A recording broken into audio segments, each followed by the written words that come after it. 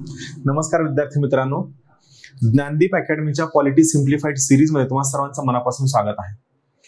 मागील लेक्चरमध्ये आपण आर्टिकल 12 शिकलो, ज्यामध्ये राज्य या शब्दाची व्याख्या देण्यात आलेली होती। आज आपण सगळ्यात महत्त्वाचं कलम शिकणार आहोत, जे फंडामेंटल राईट्सशी निगडित आहे। त्या कलमाचं नाव आहे आर्टिकल 13। आर्टिकल 13 का महत्त्वाचं आहे तर काही बेसिक पॉइंट सांगतो। आता थोडंसं मला तुम्हाला समजावून सांगायचंय। पहिला महत्त्वाचा मुद्दा काय या पर्टिक्युलर केसमध्ये, तर आर्टिकल 13 हा न्यायालयीन पुनर्विलोकन, बरोबर आहे, न्यायालयीन पुनर्विलोकन, ज्याला आपण काय म्हणतो ज्युडिशियल रिव्ह्यू, याचा पाया आहे। ज्युडिशियल रिव्ह्यू मग एक प्रश्न महत्त्वाचा पडतो की ज्युडिशियल रिव्ह्यू म्हणजे काय, तर हे मी दुसऱ्या लेक्चरमध्ये विस्तृत सांगितलेलं आहे, पण इथं पक्क पहिला पॉइंट लक्षात घ्या, महत्त्वाचं आहे। आर्टिकल 13, आर्टिकल 32 आणि आर्टिकल 226 हे तीनही कलम ज्युडिशियल रिव्ह्यूचा पाया आहेत, कधीही विसरायचं नाही।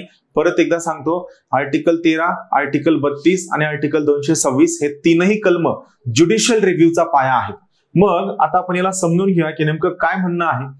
तर आर्टिकल 13 काय म्हणतं, आर्टिकल 13 म्हणतं मूलभूत हक्कांशी विसंगत असणारे, म्हणजे मूलभूत हक्कांना अपवाद असणारे, मूलभूत हक्कांच्या विरोधात जाणारे, मूलभूत हक्कांना खंड करणारे, मूलभूत हक्कांशी विसंगत असलेले किंवा त्यांचं न्यूनीकरण करणारे, म्हणजे मूलभूत हक्कांच्या विरोधात जाणारे जे कायदे, त्याबद्दलच्या तरतुदी आर्टिकल 13 मध्ये आहेत। याबद्दलच्या तरतुदी आर्टिकल 13 मध्ये आहेत। आता हे काय म्हणतं पहा, थोडं सिंपल आहे, आपण थोड्या भाषेत समजून घ्या। आर्टिकल 13 काय म्हणतं, एक महत्त्वाचा पॉइंट पहा। आर्टिकल 13 सोप्या भाषेत सांगतो, अगर मी तुम्हाला दोन डेफिनेशन सांगतो आर्टिकल 13च्या। पहा, आर्टिकल 13 याला आपण दोन पद्धतीने डिफाईन करू शकतो। एक आहे ज्याला मी म्हणेल ब्रॉड डेफिनेशन, दुसरी आहे ज्याला मी म्हणेल नॅरो डेफिनेशन। नॅरो म्हणजे काय, संकुचित व्याख्या। आता दोन्ही पॉइंट का महत्त्वाचे त्यामागचं कारण तुम्हाला सांगतो।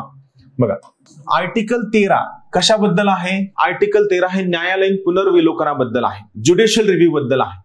मग आर्टिकल 13 ची नॅरो डेफिनेशन, संकुचित व्याख्या काय म्हणते, कोणताही कायदा, कोणताही नियम, कोणतीही तरतूद, कोणतीही गोष्ट जी फंडामेंटल राईट, मूलभूत हक्कांच्या विरोधात जाईल, या कायद्याला, नियमाला, सगळ्या गोष्टींना काय केलं जाईल, आर्टिकल 13 नुसार रद्द केलं जाईल।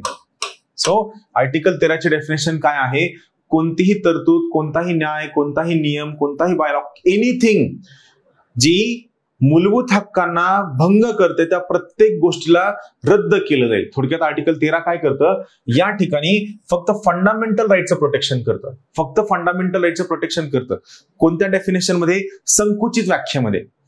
जेव्हा आपण आर्टिकल 13 चे विस्तृत वाइडर डेफिनेशन घेतो, ते काय म्हणतं, कोणताही कायदा, नियम, कोणतीही गोष्ट जी संविधानाच्या विरोधात जाईल, कुणाच्या विरोधात, संविधानाच्या विरोधात जाईल, त्या पर्टिक्युलर गोष्टीला आर्टिकल 13 नुसार काय केलं जाईल, रद्द केलं जाईल। आर्टिकल 13 नुसार रद्द केलं जाईल। म्हणजे आर्टिकल 13 च्या नॅरो डेफिनेशन मध्ये काय येतं, फक्त आणि फक्त मूलभूत हक्क येतात। मात्र आपण आर्टिकल 13 ला सगळ्याच्या सगळ्या संविधानाला सुद्धा अप्लाय करू शकतो, ही सगळ्यात मेन गोष्ट आहे। त्यामुळे आर्टिकल 13 काय करतं, आर्टिकल 13 कोणतीही गोष्ट जी फंडामेंटल राईटच्या म्हणजे संविधानाच्या विरोधात जात असेल, त्या प्रत्येक गोष्टीला आर्टिकल 13 नुसार रद्द केलं जातं। परत एकदा एक महत्त्वाचं वाक्य सांगतो, लक्षात घ्या। आर्टिकल 13, आर्टिकल 32 आणि आर्टिकल 226 हे तिन्ही सुद्धा काय आहेत, हे तिन्ही सुद्धा ज्युडिशियल रिव्ह्यू, न्यायालयीन पुनर्विलोकनाचा पाया आहे। चला आता आपण काय करूया, यातलं वर्डिंग काय आपण समजून घ्या, यातलं शब्द काय आहेत आपण समजून घ्या। थोडं महत्त्वाचं पहा, या संविधानाच्या प्रारंभाच्या लगत पूर्वी, म्हणजे काय, संविधान सुरू होण्याच्या अगोदर, या संविधानाच्या प्रारंभाच्या लगत पूर्वी, म्हणजे just immediate before the constitution, संविधान जस्ट सुरू होण्याच्या अगोदरच्या कालावधीमध्ये भारताच्या राज्य क्षेत्रात, म्हणजे टेरिटरी ऑफ इंडिया, अंमलात असलेले सर्व कायदे, सगळेच्या सगळे कायदे, ते जेथवर या भागाचा, भाग कोणता आहे, तिसरा भाग आहे, म्हणजे कशाबद्दल आहे, फंडामेंटल राईट बद्दल आहे, या भागाच्या तरतुदींशी विसंगत असतील, तेथवर त्या अशा विसंगतीच्या व्याप्तीपुरते शून्यवत असतील। म्हणजे सोप्या भाषेमध्ये, संविधान जस्ट सुरू होण्याच्या पूर्वी जे सगळे कायदे पार्ट 3 मधील फंडामेंटल राईटच्या अगेन्स्ट असतील, पार्ट 3 मधील फंडामेंटल राईटला भंग करत असतील, त्या सगळे कायदे शून्यवत असतील, ते सगळेच्या सगळे कायदे रद्द केले जातील। या ठिकाणी जास्त महत्व कोणाला असेल, फंडामेंटल राईटला या ठिकाणी जास्त महत्व असेल, मूलभूत हक्कांना या ठिकाणी जास्त महत्व असेल। हा पहिला क्लॉज झाला।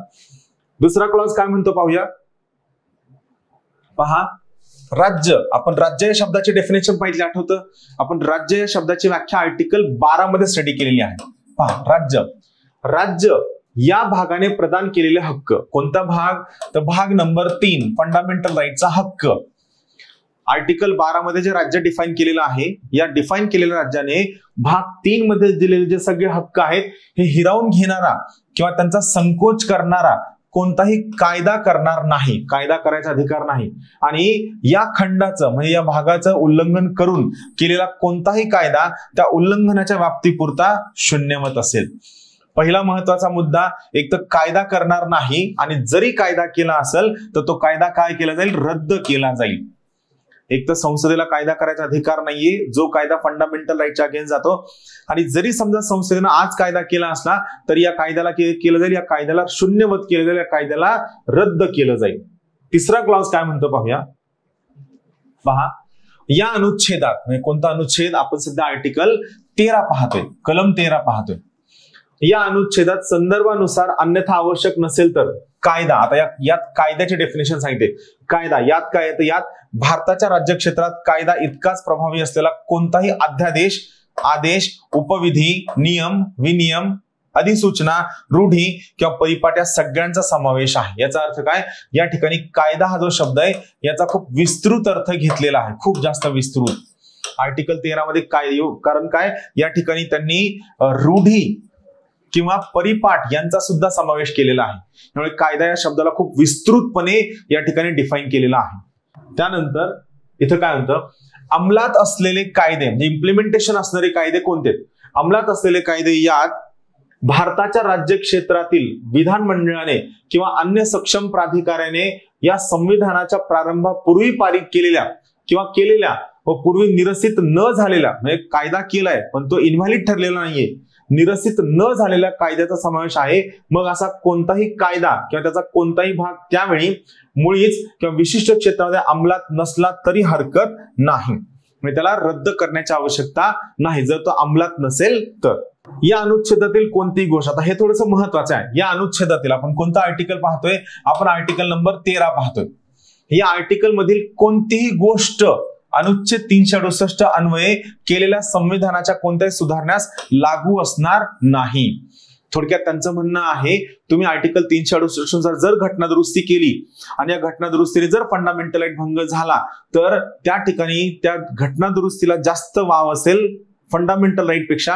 ही आपल्या संविधानातील तरतूद आहे. मात्र केशवानंद भारती केस नंतर यामध्ये हा मुद्दा सांगण्यात आलेला आहे की हो, आर्टिकल 368 नुसार आपल्या संसदेला हवा तसा, हवा त्या पद्धतीने, हवा त्या व्याप्तीचा कायदा करण्याचा अधिकार आहे. कायदा करण्याच्या अधिकारावर कोणतंही बंधन नाही. मात्र या केलेल्या कायद्याने संविधानाची मूलभूत चौकट मोडता कामा नये. जर आर्टिकल 368च्या अंतर्गत घटना दुरुस्ती करून जर संविधानाची मूलभूत चौकट मोडली गेली तर त्या केसमध्ये मात्र त्या मूलभूत चौकटीला त्या घटना दुरुस्ती केलेल्या कायद्याला रद्द केलं जाईल. म्हणून लक्षात घ्या, जर समजा आर्टिकल 368च्या अंतर्गत केलेला कायदा हा मूलभूत चौकटीच्या आतमध्ये असेल, जर हा कायदा मूलभूत चौकटीच्या आतमध्ये असेल तर आर्टिकल 368ला फंडामेंटल राईट पेक्षा जास्त महत्व असेल. पहिला मुद्दा लक्षात घ्या.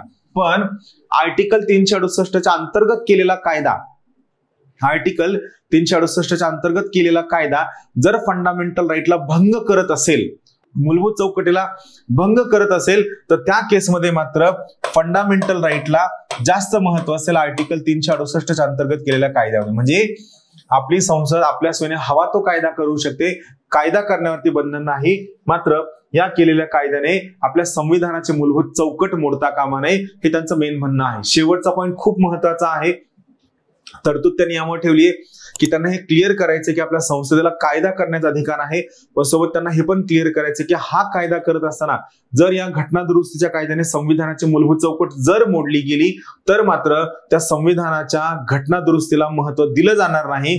संविधानाची मूलभूत चौकट महत्वाची असेल व त्या ठिकाणी फंडामेंटल राईटचं, मूलभूत हक्कांचं संरक्षण केलं जाईल. धन्यवाद.